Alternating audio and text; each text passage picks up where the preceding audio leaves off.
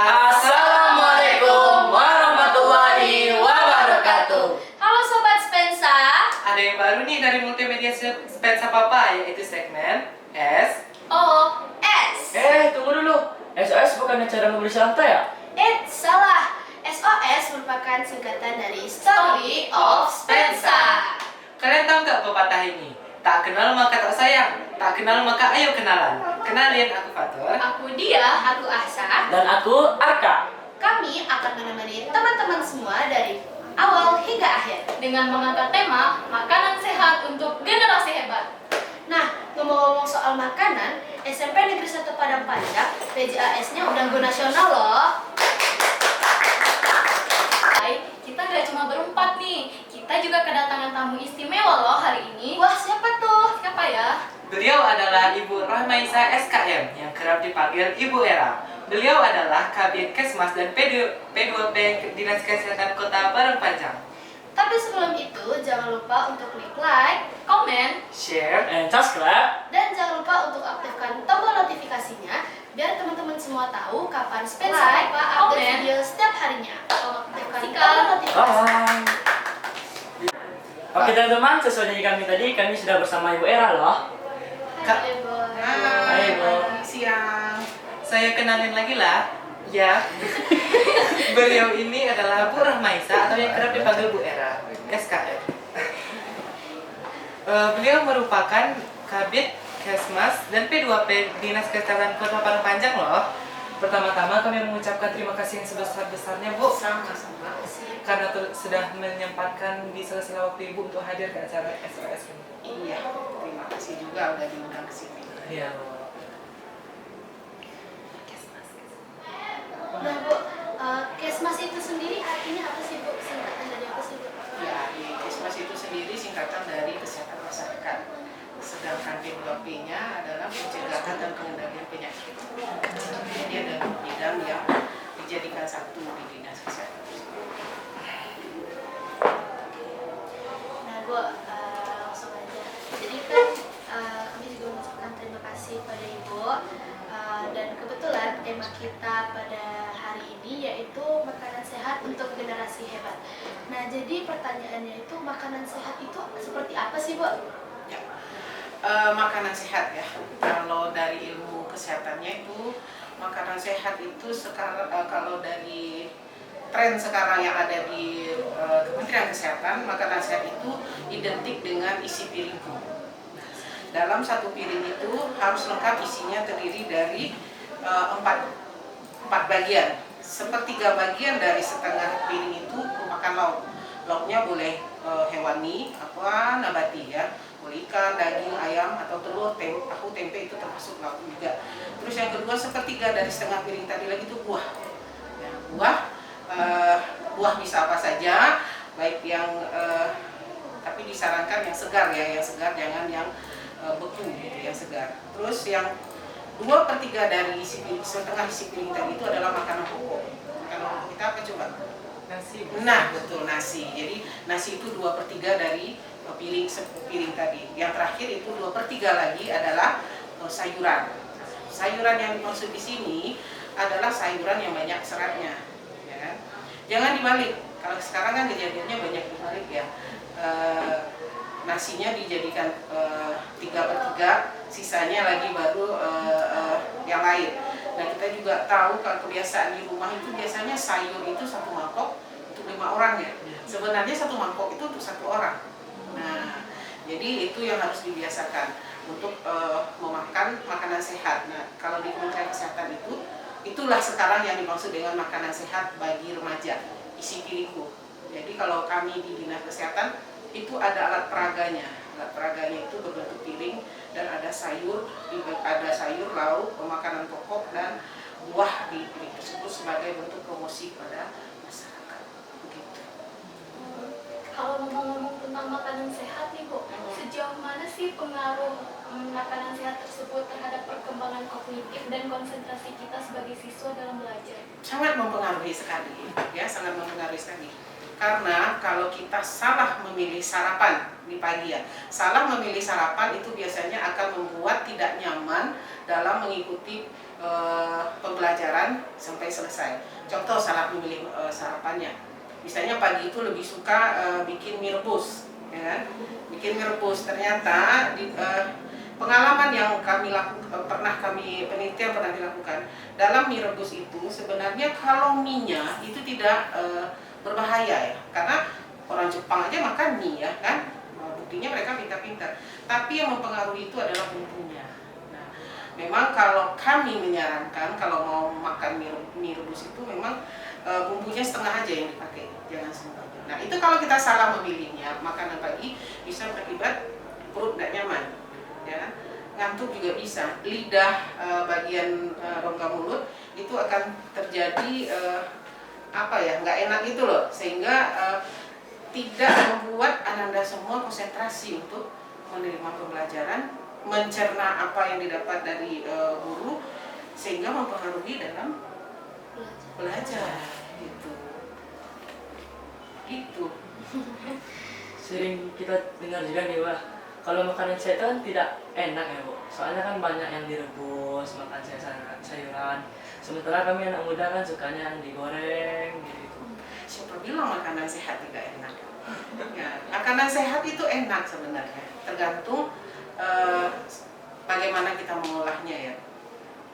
Memang akhir-akhir ini kan penggunaan penyedap yang berlebihan ya. Penyedap dibolehkan dalam kadar tertentu, tapi yang berlebihan. Generasi Gen Z sekarang ini, ya mereka sudah terpapar dengan penyedap yang berlebihan. Contoh, ada makanan yang ditabur di luar bumbunya itu loh. Makan apa tuh ditabur? Di kocok-kocok begitu dimakan kayak kentang atau apa itu kan? Itu kan bikin langsung ke lidahnya terasa, sehingga di saat diolah hanya menggunakan garam atau gula, kalian sudah merasakan tidak enak. Padahal sebenarnya coba deh bikin sayur di rumah, cuma kasih garam dan gula rasanya akan enak. Tapi kalau tidak membiasakan memang tidak enak terasa. Digoreng juga boleh, nggak ada yang melarang. Makanan sehat tidak ada larangan tidak boleh digoreng, boleh digoreng. Tapi kadarnya seperti apa? Sebelum dimakan ditiriskan dulu. Jangan menggunakan minyak yang berlebihan. Jangan menggunakan minyak sisa yang di penggorengan kemarin. Maklumlah kalau kami ibu-ibu ini ya sukanya kan berhemat. Ada sisa minyak goreng kemarin itu sebenarnya tidak sehat. Nah, satu lagi ilmu buat Anda semua, minyak kalau disampaikan mengandung lemak tak jenuh itu di saat sebelum digoreng. Semua minyak goreng mengandung lemak tak jenuh sebelum digoreng. Setelah digoreng dia menjadi lemak jenuh. Jadi jangan termakan iklan. Ini minyaknya sehat, lemak tak jenuh. Kalau sudah dipanaskan menjadi lemak jenuh. Ya, gitu.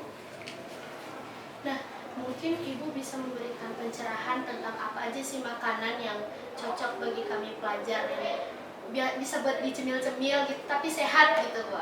Ya. Sekarang untuk mengubah mindset ini makanan cemilan sehat tapi enak dan sehat itu merupakan pekerjaan yang berat ya, karena Ananda semua sudah terbiasa dengan junk food, junk food, bakar-bakaran, sosis bakar, apalah itu semacam sederet itu, ada sosis bakar, ada cumi yang di frozen yang dibakar segala macam. Kembali lagi sebenarnya itu kebiasaan di rumah sebenarnya. Kalau di rumah kita, orang tua kita membiasakan anak-anaknya memakan makanan yang sehat, biasanya keinginan jajan untuk hal-hal yang di luar yang biasanya kami lakukan itu sudah mulai tidak timbul lagi gitulah. Yang sebenarnya makanan sehat yang sebagai cemilan itu banyak, ya kan? Dan lebih bagus lagi kalau diproduksi di rumah, maksudnya dibikin di rumah, karena kita lihat kalau boleh yang sepanjang jajanan yang di luar pagar ya, kalau dalam pagar pasti sudah, yang di kantin apalagi pasti sudah diseleksi dulu sebelum dijual. Tapi kalau yang di luar pagar kita kan nggak bisa menetapkan kamu nggak boleh lo jualan ini, kamu nggak boleh, karena mereka di luar pagar kita itu sudah jalan fasilitas umum, bukan milik sekolah lagi. Nah, di sana tuh banyak sumber penyakit sebenarnya. Coba deh beli salah satu misalnya bakso bakar atau apa, setelah makan itu pasti tenggorokan akan terasa nggak nyaman. Nah, ya kan? Saya pernah mencoba katanya di sana jajanannya enak di salah satu sekolah. Kami coba lah beli. Ternyata setelah makan itu kita aja yang dewasa, yang ibaratnya daya tahan tubuhnya lebih tinggi dari anak-anak, lebih kuat dari anak-anak SD itu di salah satu sekolah dasar. Begitu tidak beberapa jam setelah makan itu terasa tidak nyaman di tenggorokan. Tapi apa mau dikata? Dia enak. Dia enak. Ya, salah satu ujian terberatnya enak. Jadi membiasakan makanan sehat itu memang kalau menurut saya ya itu dibiasakan dari rumah. Kalau dari rumahnya sudah terbiasa, misalnya mamanya suka bikin kue, bikin bolu kukus segala macam, itu kan makanan sehat. Ya. Mamanya mau bikin nugget sendiri, repot sih memang, tapi sehat gitu. Nah, sekarang kita lihat pendidikan tersebut juga sudah mulai berkurang ya kepada si calon ibu. Nih, bagi Anda semua calon ibu, calon bapak besok bagaimana menyiapkan anaknya ke depannya seperti apa. Gitu.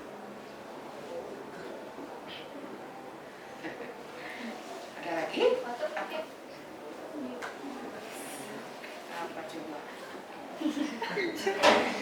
Nah, mungkin di sekolah, mungkin di sekolah sekarang dan di SMP di Padang Panjang mungkin belum terjadi ya Bu. Kira-kira gejala terjadinya keracunan makanan itu seperti apa sih Bu? Keracunan makanan itu dikatakan menjadi kejadian luar biasa jika menimpa 2 orang atau lebih dari masyarakat atau siswa yang mengalami gejala yang sama setelah memakan, mengkonsumsi pangan tertentu. Apa saja ciri-cirinya? Ciri-cirinya yang pertama itu pastinya mereka akan muntah. Karena dari dalam tubuhnya terjadi penolakan dari makanan tersebut. Mereka akan muntah. Muntahnya bisa muntah cuma sekali 2 kali, bisa muntahnya sampai berkali-kali sampai nggak ada lagi yang akan dikeluarkan dari dalam lambungnya tadi. Nah, yang paling spesifik dari keracunan makanan itu adalah muntah. Nah, bisa juga setelah muntah disertai dengan gejala misalnya di badannya ada merah-merah, alerginya keluar terhadap makanan yang mengandung zat berbahaya tadi atau keracunan makanan. Itu kalau keracunan makanan gejalanya sangat simpel sekali. Tapi kan Bu, contohnya kita ngeliat kan ada teman saya kan Bu, dia contohnya alergi udang. Terus dia pas dia mau makan udang tuh badannya ada bintik-bintik merah, terus dia jadi mual gitu. Tapi kalau kita lihat orang-orang yang keracunan makanan juga gitu Bu. Gejalanya hampir sama. Ya, nah sekarang kalau pada saat kita menentukan ini keracunan atau cuma alergi, walaupun alergi itu bagian dari keracunan ya, kita harus nanya dulu, kita harus lihat dulu riwayatnya. Apakah dia punya alergi terhadap salah satu jenis makanan, terus atau tidak.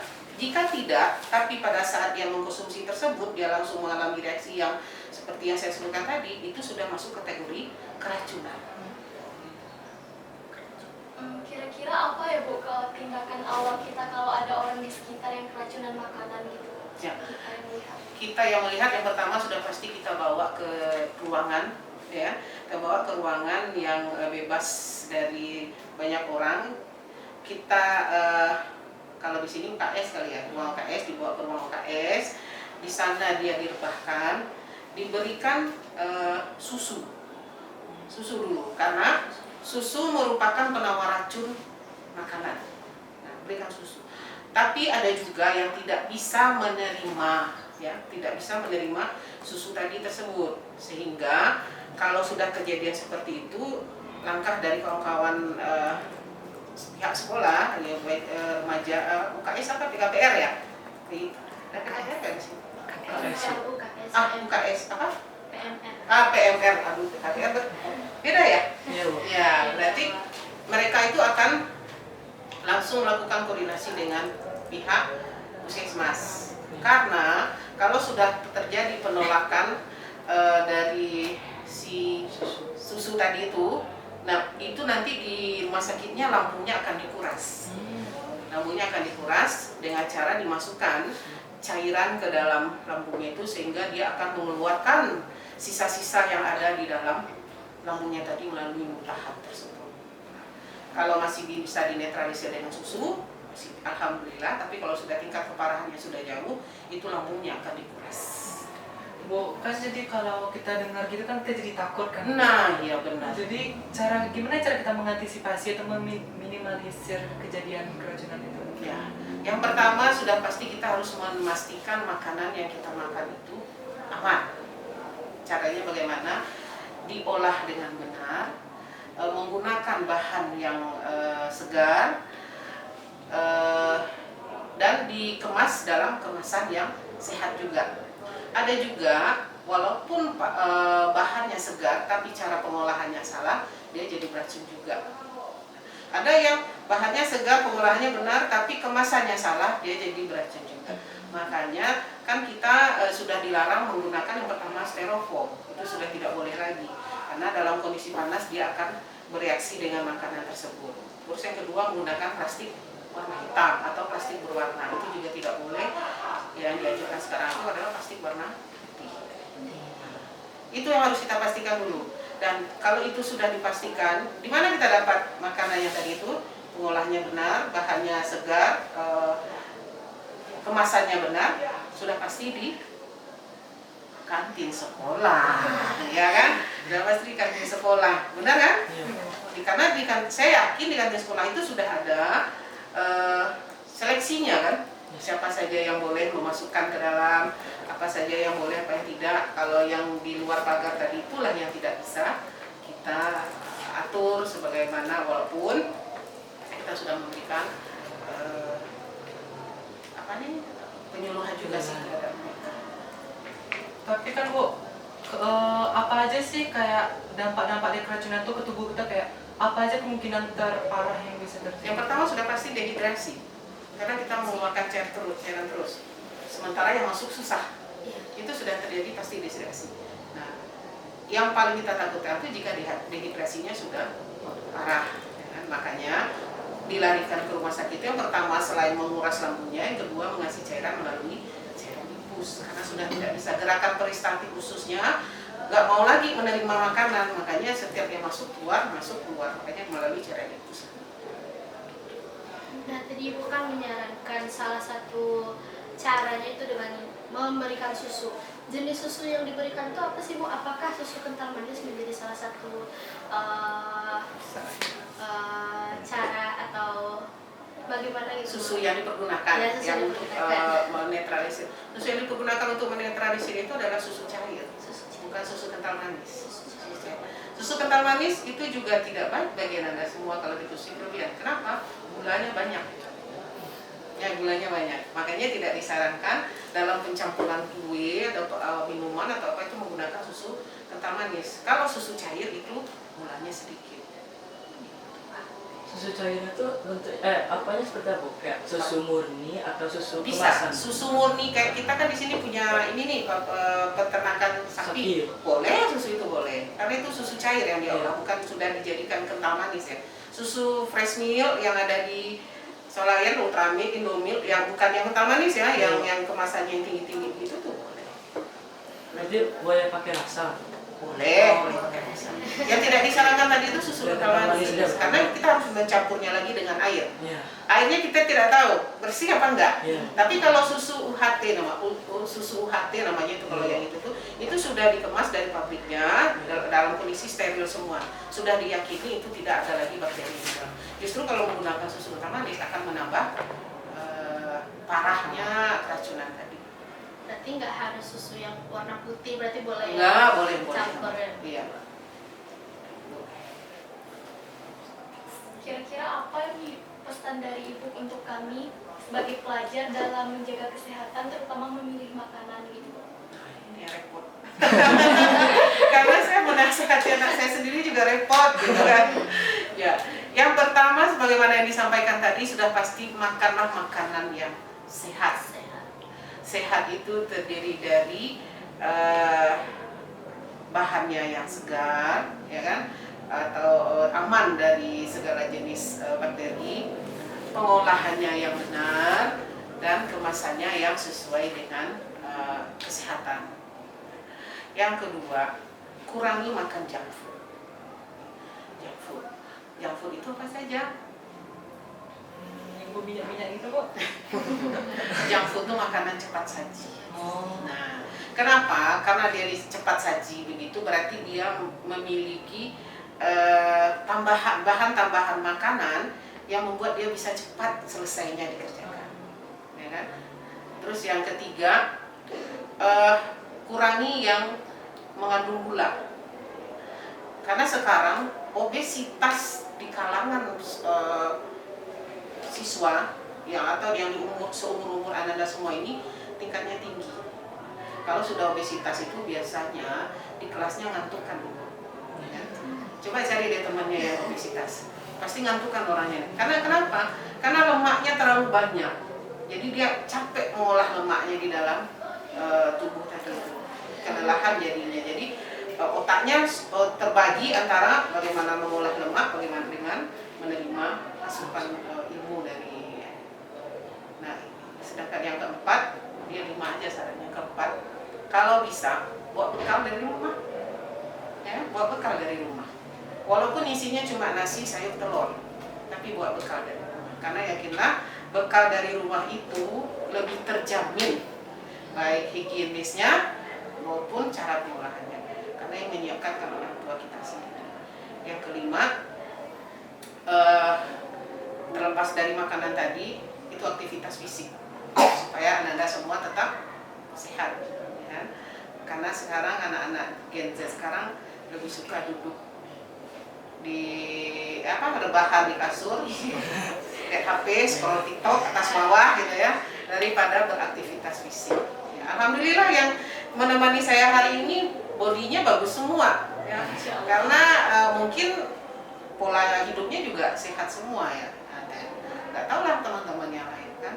Nah, kalau bagi wanita ada tambahannya satu lagi, yaitu meminum tablet tambah darah.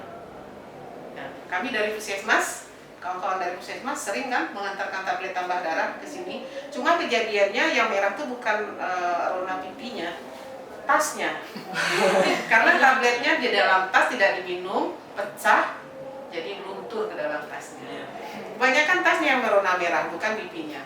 Padahal hal tersebut sangat mempengaruhi ke depannya bagi para remaja putri untuk menjadi seorang ibu. Salah satu faktor penyebab angka stunting Indonesia itu tinggi apa? Ya itu, remaja putrinya banyak yang anemia.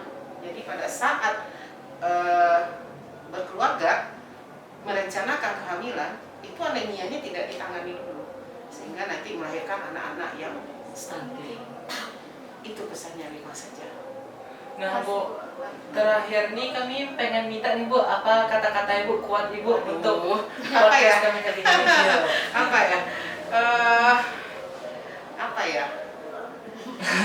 Bingung juga ditodong quotes-nya. Mungkin pesan aja kali ya, bukan quotes ya.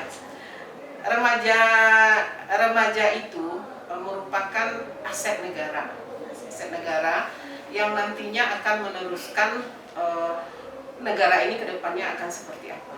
Nah, aset negara ini harus dijaga dan dipelihara supaya menghasilkan karya yang lebih bagus lagi. Caranya bagaimana?